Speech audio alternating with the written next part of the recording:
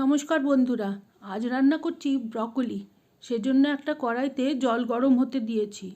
জলটা একটু ফুটে ওঠার মতো হলে সামান্য নুন আর 1 টেবিল চামচ ভিনিগার দিয়ে দিলাম। এবার আমি ব্রকলির টুকরোগুলো জলের মধ্যে দিয়ে দিচ্ছি। এখানে দুটো মাঝারি সাইজের ব্রকলি আছে। ব্রকলি কিন্তু খুব বেশি সেদ্ধ করতে লাগে না।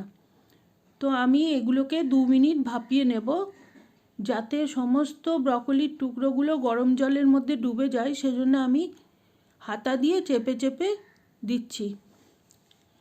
ব্রকলি সবুজ রং বজায় থাকলে তরকারিটা দেখতে সুন্দর হয়। সেজন্যে বেশি রান্না করা যাবে না। আমরা একটা স্ট্রেনারে দিয়ে জল ঝরিয়ে নিয়ে সঙ্গে সঙ্গে ঠান্ডা জল দিয়ে দেবো, যাতে খুব বেশি কুক না হয়ে যায়। কড়াইতে তেল গরম করে 2টো কাঁচা লঙ্কা আর 5-6 কোয়া রসুন কুচি করে দিয়েছি। এবার এটা ভালো করে ভাজবো। রসুনের যখন গন্ধ বেরিয়ে যাবে ভাজার, তখন আমরা একটা বড় পেঁয়াজ কুচি দিয়ে দেবো। ব্রকলিতে কিন্তু মশলাও খুব কম লাগে। বেশিরভাগ সময় আমরা খুব বেশি মশলা দিয়ে ফেলি, কিন্তু এর বেশি মশলার দরকার হয় না, এমনিই খেতে ভালো হয়।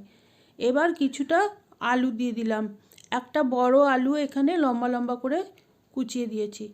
আলুটা ভালো করে নেড়েচেড়ে নুন হলুদ দিয়ে ভেজে নেব। আমরা একটা বড় গাজরও এখানে কুচি করে দিয়ে দিলাম, যাতে তরকারিটা বেশ সুন্দর কালারফুল দেখতে হবে। তো আমরা এখানে হলুদটা যে দেব, হলুদটা কিন্তু এই আলু এবং গাজরের পরিমাণ মতোই দেব। তার কারণ খুব বেশি হলুদ হয়ে গেলে কিন্তু ব্রকলির সবুজ রঙটা তাতেও নষ্ট করে দেবে। আমরা 2 চামচ জিঞ্জার আর চিলি পেস্ট দিয়ে দিলাম। এবার ভালো করে নেড়েচেড়ে লো হিটে এটাকে আমরা রান্না হতে দেব। ভালো করে নেড়েচেড়ে আমরা 5 মিনিটের জন্য এটাকে ঢেকে রান্না হতে দেব। 5 মিনিট বাদে ঢাকা খুলে দেখব যে আলুটা কতটা সেদ্ধ হয়েছে।